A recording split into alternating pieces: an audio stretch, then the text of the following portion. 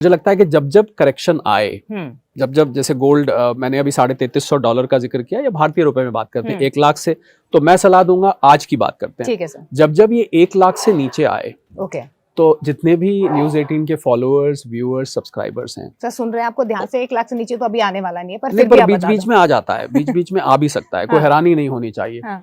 तो आपको थोड़ा थोड़ा करके खरीदना चाहिए। अच्छा, थोड़ा थोड़ा करके। और अगर आपके पास, मैंने आपको याद है आपके साथ एक पहले भी पॉडकास्ट की थी, उसमें मैंने उस जिक्र समय किया हम 1 लाख पार नहीं किया था। नहीं किया था। आप देखिए नहीं। अब बीच में 1,03,000-4,000 तक पहुंच जाता। बिल्कुल। उस टाइम मैंने बोला था कि आप खरीदिए। तो जब जब ये करेक्शन आए, तो आप थोड़ा थोड़ा करके खरीदिए। लोग गलती क्या करते हैं मोनिका, जैसे मान लीजिए अभी बात नहीं बनी रशिया यूक्रेन की, और 1,03,000 पहुंच गया, और किसी के पास 5 लाख रुपए हैं, जाके सारे का सारा गोल्ड खरीद लाएगा।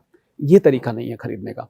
आप क्या, क्योंकि इसकी प्राइस तो फ्लक्चुएट होती है, ये भी हम जिक्र करेंगे कि प्राइस क्यों फ्लक्चुएट क्यों होती है। तो इस पे तो जैसे ही नीचे आए, तो आपके पास 5 लाख है, तो आप ऐसा करिए कि आप 50-50 हजार एक हफ्ते बाद, प्राइस तो आप देखते ही रहते हैं आजकल, तो मोबाइल पे आप कभी भी देख सकते हैं रोज। तो जब जब नीचे जाए, तो आप थोड़ा थोड़ा कर लेते रहिए। तो आप कभी भी खरीद सकते हैं। ज्वेलरी फॉर्म में ले? नहीं, ज्वेलरी फॉर्म में नहीं लेना चाहिए। अगर आप इन्वेस्टमेंट के लिए ले रहे हैं, तो ज्वेलरी फॉर्म में मत लीजिए, क्योंकि ज्वेलरी फॉर्म में जब आप लेंगे और उसको जब आप एनकैश कराने जाएंगे, तो आपका इम्प्योरिटी कट जाएगा, जो ज्वेलरी मेकिंग चार्जेस कट जाएंगे, तो आपको जो आपका रिटर्न है, वो रिटर्न काफी हद तक रिटर्न आपका धुल जाएगा, आपको उतना रिटर्न नहीं मिल पाएगा। तो अगर आपने इन्वेस्टमेंट के लिए लेना है, तो आपको या तो बार्स या कॉइन्स लेने चाहिए, अगर आपके पास रखने की जगह है, सेफ जगह है।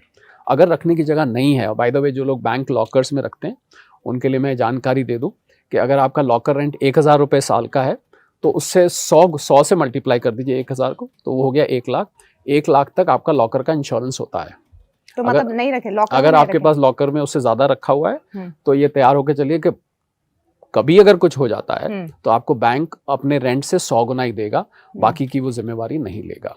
तो इसीलिए ज्यादातर अब जो यंगस्टर्स हैं, वो लोग डिजिटल फॉर्म में, इलेक्ट्रॉनिक फॉर्म में रखने लगे। तो उसके लिए ETFs हैं, डिजिटल गोल्ड है, सॉवरेन गोल्ड बॉन्ड्स आजकल नहीं आ रहे हैं, पहले आते थे। पर अभी भी कोई सॉवरेन गोल्ड बॉन्ड लेना चाहे, तो आप सेकेंडरी मार्केट में, यानी कि शेयर मार्केट में आप जाएंगे, तो आपको लोग बेचते हुए दिखाई देंगे, तो वहां से आप ले सकते हैं।